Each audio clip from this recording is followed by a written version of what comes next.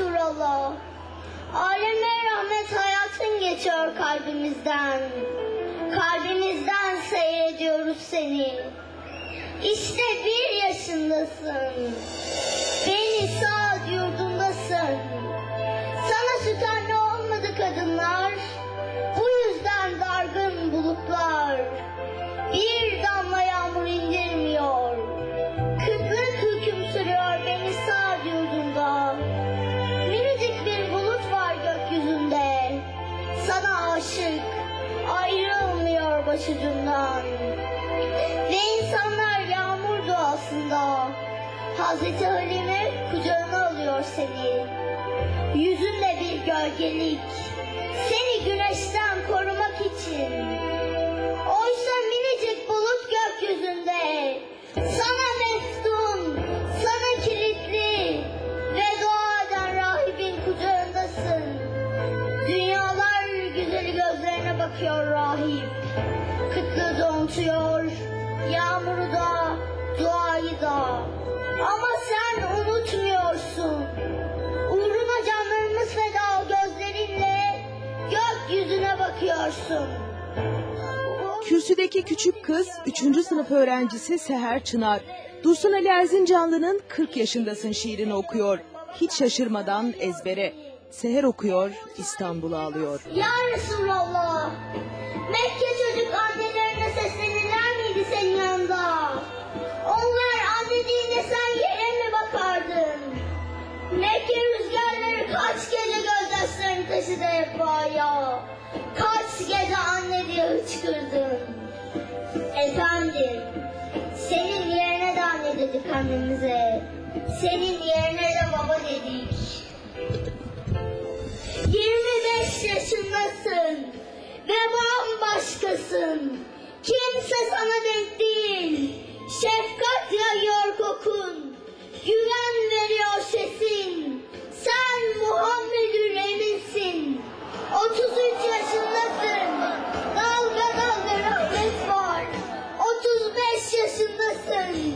Hadi gel bekletme yar. İniltiler çalıyor kapısını göklerin. Hadi gel bekletme yar.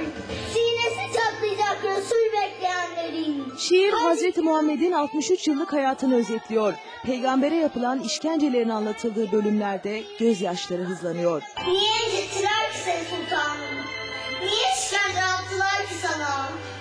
Ebu Talip öldü değil mi bu pervasızca saldırılar? Himayesiz kaldın diye mi? Kabe'deki avlışın geliyor gözümüzün önüne. Amca, yokluğumu ne çabuk hissettirdin değişim.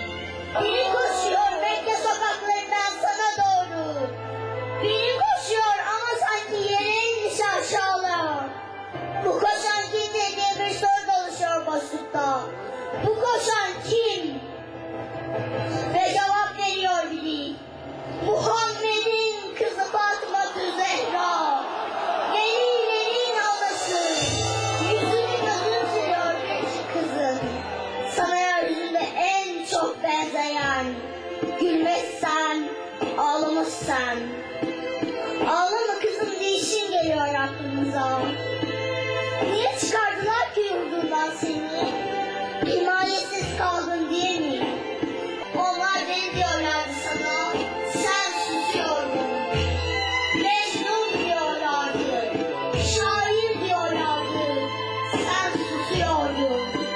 Seni bizim elimizden kim kurtaracak diyorlardı. Sen Allah diyordun. Allah azze ve celle.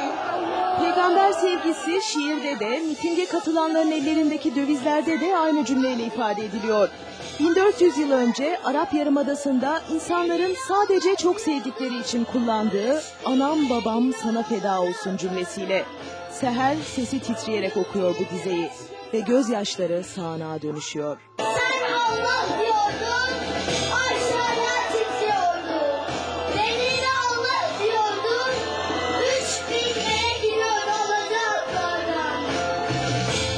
125 bin sahabi, anam babam sana feda olsun diyordu.